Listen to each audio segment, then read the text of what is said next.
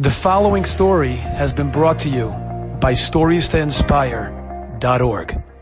Here in America, we were very fortunate and lucky only a few years ago to have from one of the greatest Gidolim to live in the last how many years? The great Moshe Feinstein, Zecher Tzadik Lebracha. He was the Posek of America. He was the Gadol of America. Moshe Feinstein was not just a Gaon in learning. He was not just a giant of a giant in Torah. You know what they say about Moshe Feinstein? They say that he was able to go over and review the entire Shisha Sidrei Mishnah while folding up his tefillin every morning.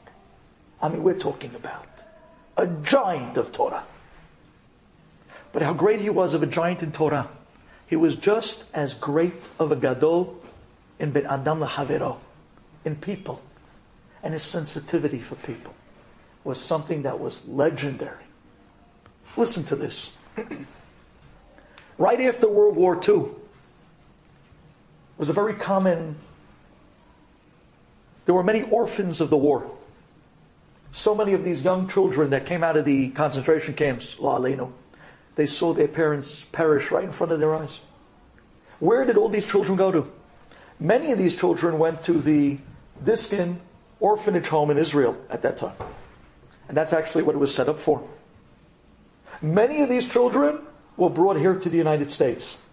Where did they end up? In the yeshiva by Rabbi Moshe Feinstein in the Lower East Side. There, in the yeshiva, in the student body, they brought in many hundreds of orphans of the war. And the yeshiva became their father, their mother, their family. The yeshiva provided for them all their needs. The yeshiva actually went out and clothed them, besides that they fed them. Every holiday, they always brought them what they needed. They needed to raise funds to do this. And one time, the president of the yeshiva, who, although he meant well, but he did something that what you're about to hear. Here you can imagine, they had to raise funds. They threw a dinner. They had a big table in the front, the dais.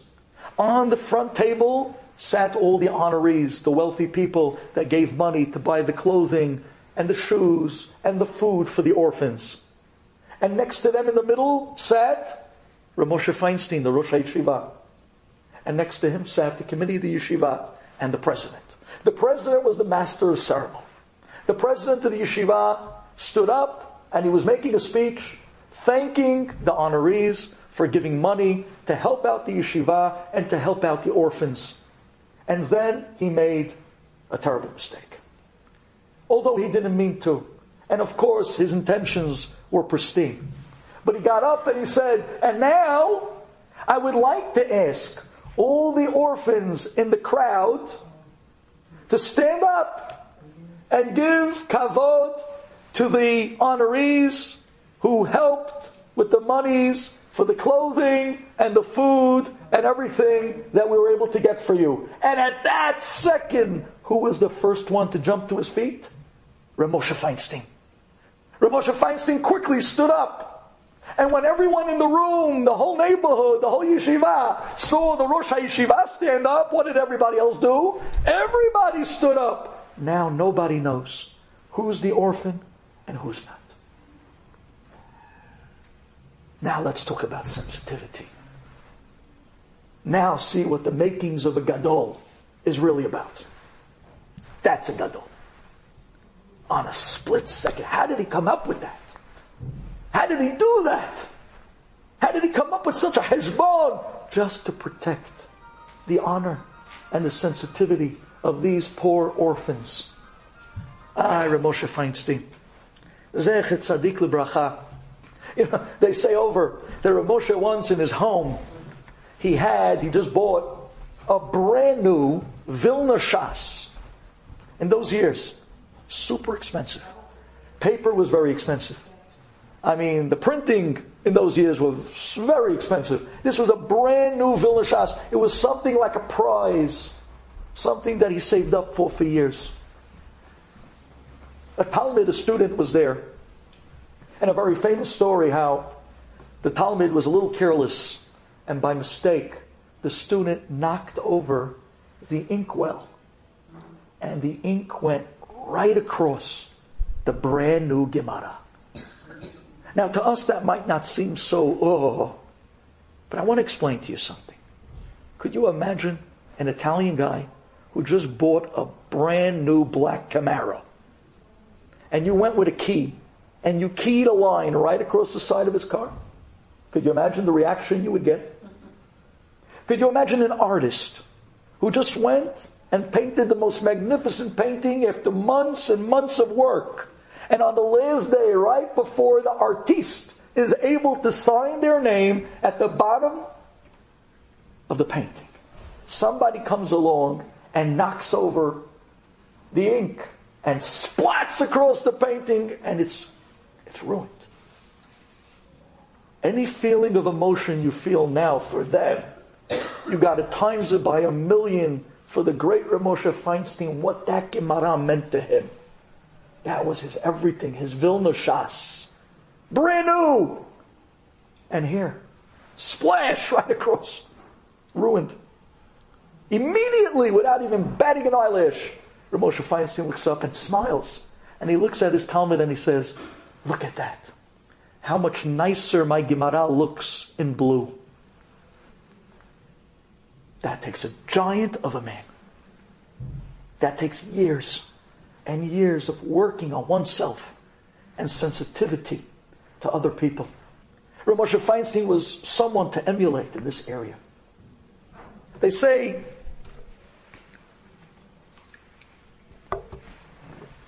a little bit of a comical story, and I know I've said this one clearly in the past, but I think it has, I have this 2-year mark, that if I don't say a story in the last 2 years, I try to get away with it. It doesn't work, by the way, because at the end I see people mouthing the words, but it's okay. But this is a classic. Moshe Feinstein was older in his years, and he was by the doctor. And the doctor told him, Rabbi, that's it. No more phone calls, people with their problems. It's working on you. It's robbing you of your health. You need peace and quiet. No more phone calls, no more problems, no more people. Just sit and rest. It's hurting your health. And Moshe Feinstein looks at the doctor and says, it's as if you're asking me not to drink water. If I'm not going to help the people, who's going to help the people? I have to help Klal Yisrael. What happens if a widow calls me? Who's going to help her if I don't answer? What happens, chas v'shalom, if 2 brothers get into a fight? I need to try to make shalom between them. How can you ask me that? The doctor says, Rabbi, this is your health. You cannot answer any calls. That's it. No more. That's all the Rebbitzin had to hear. The doctor said that the phone calls, they're making him sick. No more phone calls. That's what the doctor said. That's it. The Rebbitzin and Moshe Feinstein come home that evening, and the Rebbitzin turns to her husband and says, Moshe, I have a wedding tonight. Very good friend of mine, her daughter, but I'm not going because of you. Because I know if I walk out that door, the minute the phone rings, you're going to jump to pick it up, even though the doctor said no. Moshe says, my wife, please, Rebbitzin, please understand me. What happens, chas v'shalom, if a person needs a psak halacha on an emergency situation, I shouldn't pick up the phone. What happens if somebody is on the operating table and they're calling from the hospital? Should they operate or not? I shouldn't get psak halacha. I have to answer the phone. Klal Yisrael. How could I not? The Rebbitzin says, I understand. And that's why I'm not going to the wedding. Because I know you're not capable of looking away at the pain of another Jew. I'm staying home tonight. Ramon says, no, Rebbitzin, you can't. Please, you can't.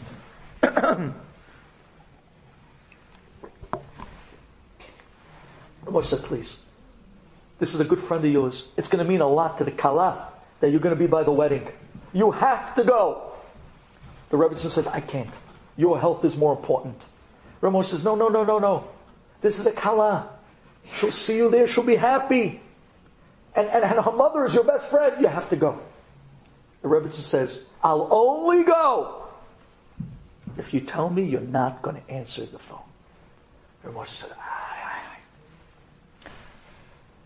okay, if that's the only way you're going to go, then fine. I won't. With that, the Rebbe went into her room. She got into her wedding clothing. She came out. And Moshe told her, enjoy the wedding. Send my regards to the family. Such a beautiful simcha. And as she's walking out, she says, remember, we have a deal. No phone calls. Okay, Rav Moshe says, you're right. And the Rebbetzin leaves. Rav Moshe sits down to his Gemara, and he does what he did day and night. He continues to learn. And he's learning and learning.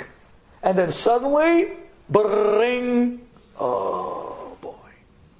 Rav Moshe Feinstein right away. He says, okay, I didn't hear it. He keeps learning. Bring. Moshe says, that's it, I can't do this. What happens if that's an almana on the phone? Maybe she needs somebody to help her. I'm not going to answer the phone. What happens if maybe it's Yitomim? There are orphans that need father, love, families. I can't answer the phone. I have to answer the phone.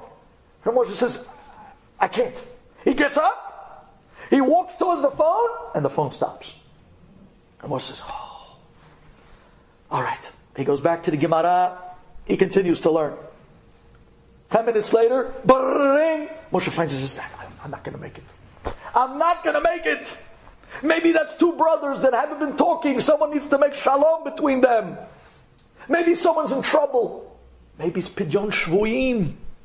I have to answer the phone. And Moshe gets up. He takes 2 steps. He stops. He says, and then it stops. Oh, he goes back. He says, that's it. He's sitting there. And he's trying to get into the Gemara learning so that he doesn't hear anything. He's in pain. Mamash pain. Finally, bring. Moshe says, that's it. He jumps up. He runs up. And he says, I can't. Somebody out there needs my help. He picks up the phone and he hears, didn't I tell you not to pick up the phone? Rabbi said, I'm sorry. I thought, look what a gadol is. Look at the sensitivity. Look at the sensitivity. Look at what it means to be great. These are great people. These are the people we should be looking up to. These people worked on themselves and their love for other people their whole life. These are the sensitivities that we should remind ourselves of. Enjoyed this story? Come again. Bring a friend. StoriesToInspire.org